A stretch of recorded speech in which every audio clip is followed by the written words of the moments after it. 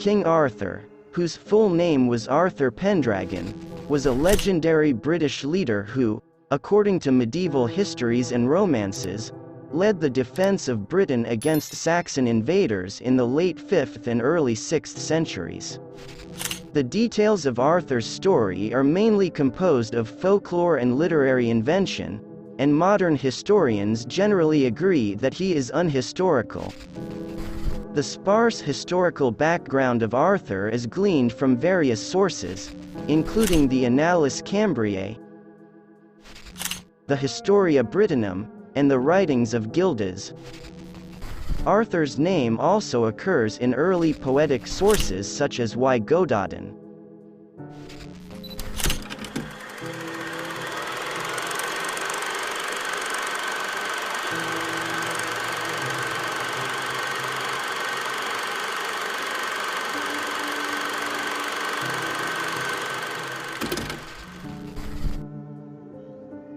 Arthur is a central figure in the legends making up the matter of Britain. The legendary Arthur developed as a figure of international interest largely through the popularity of Geoffrey of Monmouth's fanciful and imaginative 12th century Historia Britanniae, History of the Kings of Britain.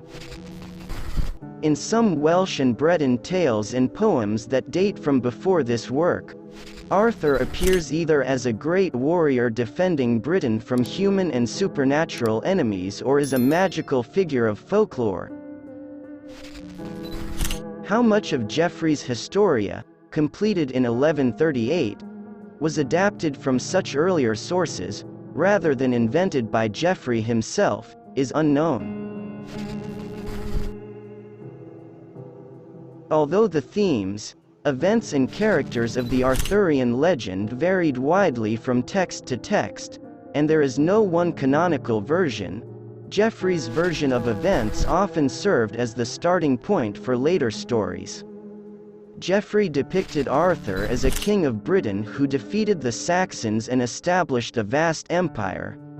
Many elements and incidents that are now an integral part of the Arthurian story appear in Geoffrey's Historia, including Arthur's father Arthur Pendragon, the magician Merlin, Arthur's wife Guinevere, the sword Excalibur, Arthur's conception at Tintagel, his final battle against Mordred at Camelin, and final rest in Avalon. The 12th century French writer Chrétien de Troyes, who added Lancelot and the Holy Grail to the story, began the genre of Arthurian romance that became a significant strand of medieval literature. In these French stories, the narrative focus often shifts from King Arthur himself to other characters, such as various knights of the Round Table. Arthurian literature thrived during the Middle Ages but waned in the centuries that followed until it experienced a major resurgence in the 19th century. In the 21st century, the legend lives on, not only in literature but also in adaptations for theater, film, television, comics and other media. The legends surrounding the possible historical figure of Artorius were believed to have been concocted by Geoffrey of Monmouth and embellished by later writers, such as the introduction of Guinevere as his wife, the wizard Merlin and the anachronistic addition of knights. The story was increasingly romanticized by medieval, Renaissance authors.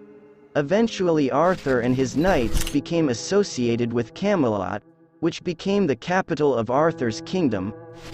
Arthur and his knights sat at a round table and became models of chivalry, fighting off legendary monsters, enchantresses and dark knights. However, the legends are also based on Celtic practices, such as the throwing of Excalibur into the lake. The Lady of the Lake as a character may represent Celtic water spirits such as Sulis.